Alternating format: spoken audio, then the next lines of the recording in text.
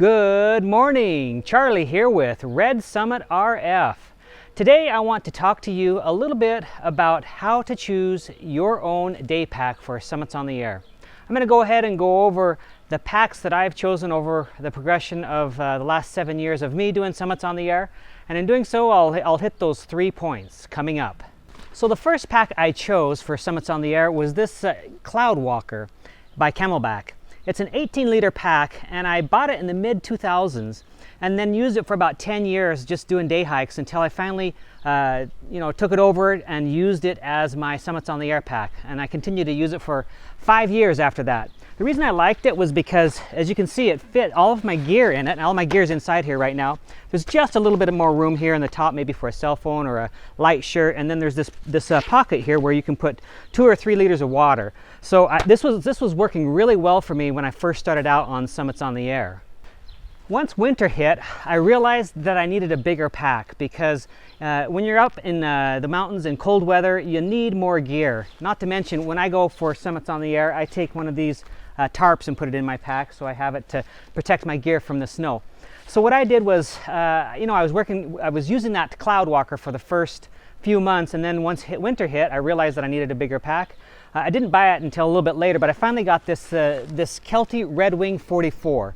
And it's 44 liters. It's more than enough room for all of my gear, plus a little extra. In fact, it might be just a little too big, but I acquired this next after about a year of doing SOTA so that I could do both winter and summer and have different packs for the different types of weather and conditions that I have.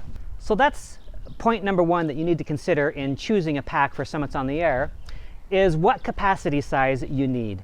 18 liters was great until I realized I needed more room. I went with the 44. That's a little bit too much, but I use those two depending on the capacity that I need based on what I'm doing out there in the field for Summits on the Air.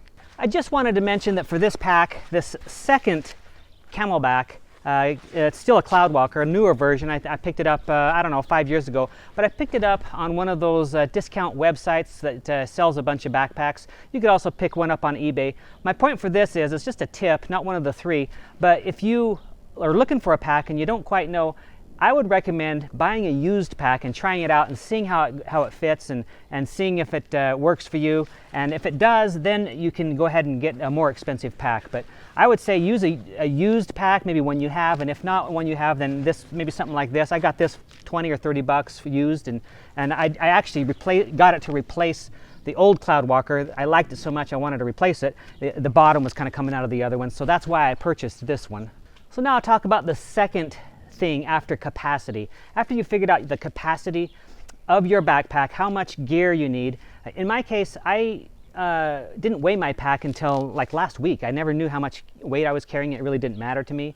But as it turns out, I have about 14 pounds of radio gear, which is a lot, I think. But the point here is, I needed to get a pack that was a little bit off the shoulders more, didn't have put all the weight on my shoulders, especially because of all that weight. You know, you have the 14 pounds plus you add a bunch of water and some other gear, and you're getting up there in weight. So I wanted to have a pack that had the right features in that it had some sort of system to lift up some of that weight and put it on my shoulders.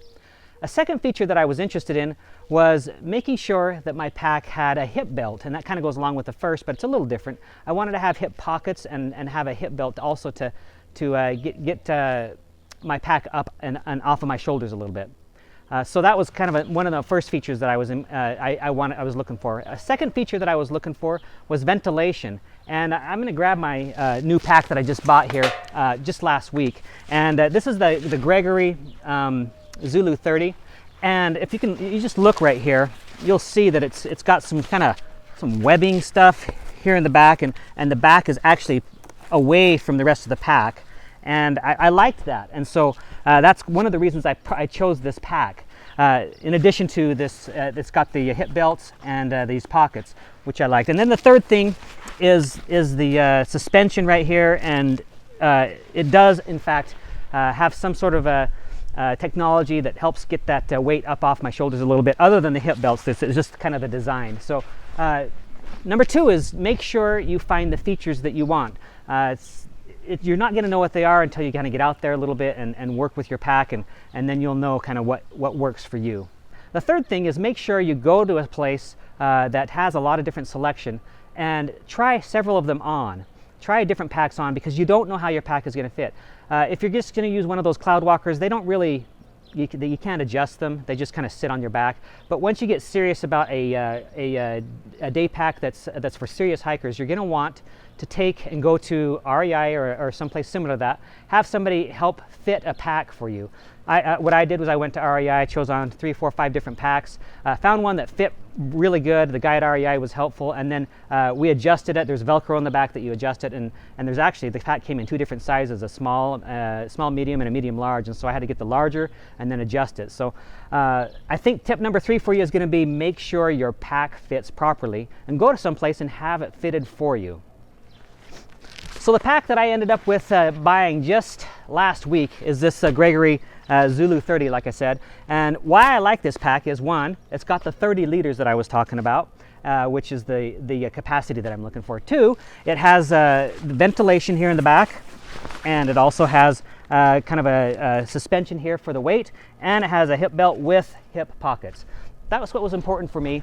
And a third, this pack fit me better than any other pack by far, and it's fitted to me, so I think I'm going to be really happy with it. I'm going to go out here in the morning here, a little bit later in the afternoon actually, and go to Little Granite Mountain with Brian, and I'm going to try this pack out. So stay tuned and see how that goes.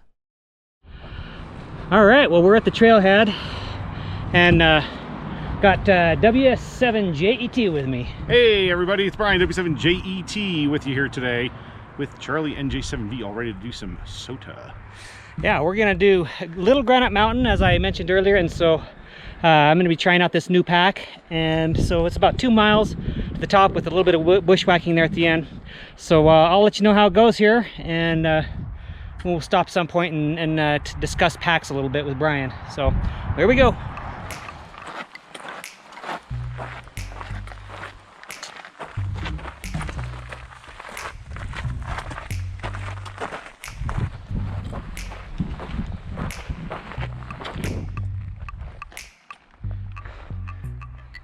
That's Two Rock right up there. No, just kidding. That's one bald head right up there. Yeah. Over there.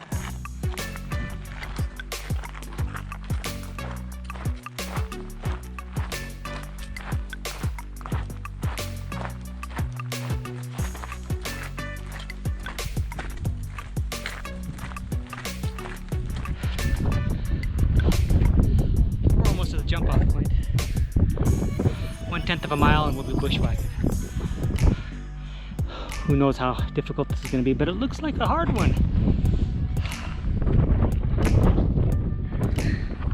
That one looks way easier. And we walked right past it. Walked right past it.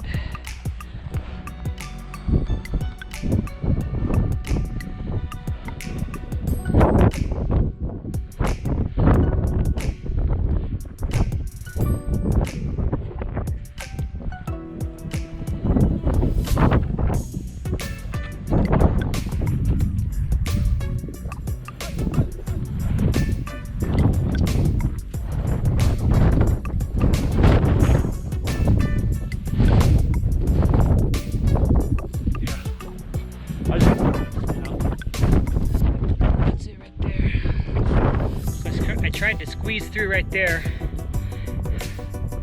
come up this way, and my water bottle, I punctured a hole in it in the barbed wire fence, so I had to hurry and chug that down before I lost all the water. This turned out to be way harder than anticipated.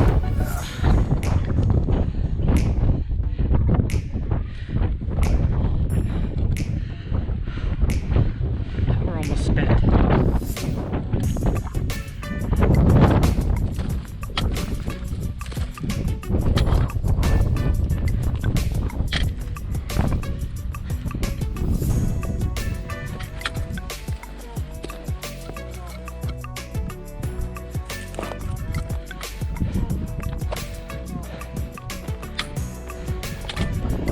Well, we made it. We're on the top of Little Granite Mountain. Windier than I expected, warmer than I expected, more challenging than I expected. But you know what? I'm glad I'm here. It's been a fun challenge. You're gonna have to hurry and operate quickly and get back down since we're so far behind. We arrived maybe an hour and a half behind our schedule, but this is pretty interesting stuff out here. Like a little fortress or something.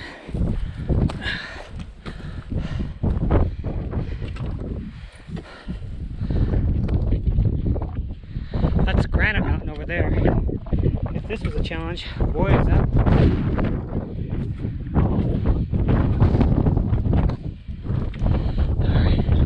Alright, let me just talk real quick about this pack that I have on.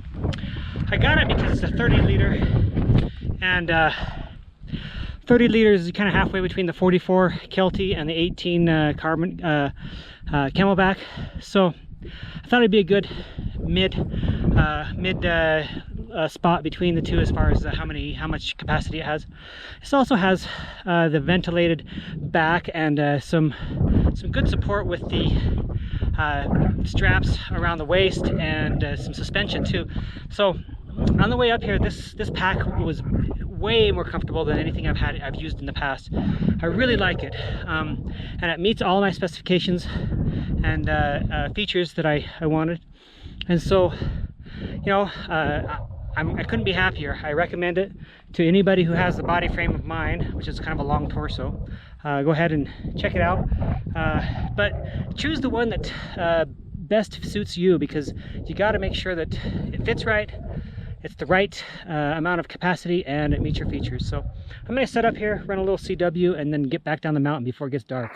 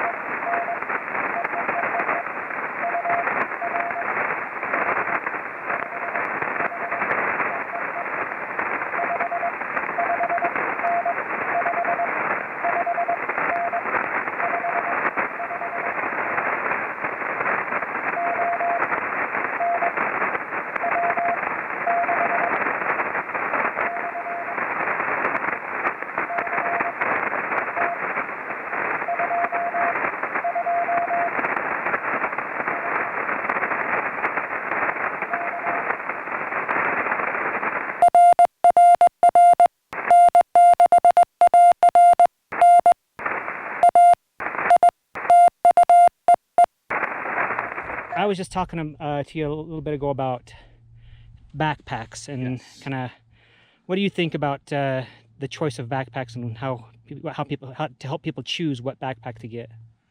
Well, my thing with backpacks is they need to be sturdy, they need to be comfortable. A good hip belt's important if you're going to carry a lot of weight, and really someplace for a hydration pack. I like having hydration packs personally. I like, you know, mine is actually half frozen. I got a great big piece of ice in here still, and I filled it up with some more water just now. This is actually this particular one was an end of the year model. It's a Kelty Red Wing 50, and I purchased it with the idea of some of the more complicated summits we do, especially in the winter months where you got to carry a lot of stuff, or in the summer months where you're going to carry a lot of water and food and things. And that way I'm not like trying to stuff, you know, 25 pounds of junk into a 10-pound sack. Yeah. So I do have to cinch it down quite a bit because frankly, it's a little oversized, but I always fit everything in. It's easy to find, and it opens up real good. And then when I close it right back up. So the main thing with packs is comfort. Put one on, go to a store that actually sells backpacks, like the ones you're going to get at Walmart. Probably not a great choice. I mean, if you're going to start out, that's maybe a good way to just test the waters until you're ready to spend some money. But down the road, go to a good backpack, a good outdoor store. Have somebody that knows what they're doing help you try the backpack on, put some weight in it, have them explain to you how to set the straps up, and pick a pack based off of that. If it's comfortable, if you're going to be able to wear it for long periods of time. Because the more comfortable the load is, the more enjoyable this whole event's going to be. The less likely you're going to get fatigued faster, fall, hurt yourself, and just enjoy it more. You know, we just did a pretty difficult hike that originally was not forecasted to be this difficult. And if I didn't have a good pack, I probably would have ran out of gas halfway up here, because mentally, we started later in the day. We weren't really prepped for what we did today based on the time we started. So we started at the hottest part of the day on the sunniest side of the mountain coming up, and having good gear, you know, does make a big difference. Yeah. So yeah, you know what, and let me just say to this, before I came and got in the truck with you, and we didn't talk about this beforehand, and you pretty much hit the three things that I had talked about. I said, number one, make sure you get the capacity that you need, which you were talked about here with the Kelty. And then I talked about some accessories, which you talked about, like with the hydration pack you wanted, and the hip belt, or you know. And then my third thing was make sure you get a pack that fits and is comfortable. So those are the 3 points that I gave as well. So there you go, from both of us, independently, not even talking to each other. So all right, we're packing up. We're gonna head back down and we'll try to get back home before we die. Yeah. Charlie, when's the helicopter getting here? I thought you told me there was going to be a helicopter for this, after this. Well, it's only enough room on my helicopter for me. In fact, I was proud of something like a hot dog stand halfway between here and there. Hot dogs or tacos or something. Well, wait a minute. I thought you said there was going to be a popsicle stand up here. Yeah, you know. we were both delirious. Delirious, yep. All right, pack up and we'll get back down. So, I don't know. Maybe I'll do like a 360 here real quick.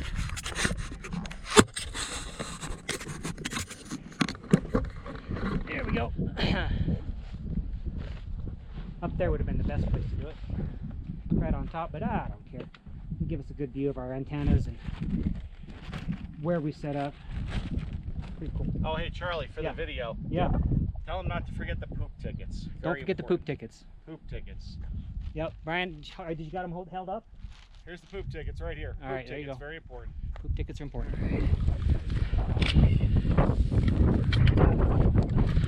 I tell you what, this is steep. I mean, I don't even think you can get an idea of how steep this really is, man. This isn't right here, but right over that edge. Whew. On top of that, there's a lot of loose rock, which makes it really hard. With that, I'm going to say 73 to everybody. Thank you so much for coming along and joining me for this activation. I appreciate those of you who support the channel. If you want to help support this channel, go ahead and check out my Patreon link below, and check out more videos like this right over here. 73 guys, thanks.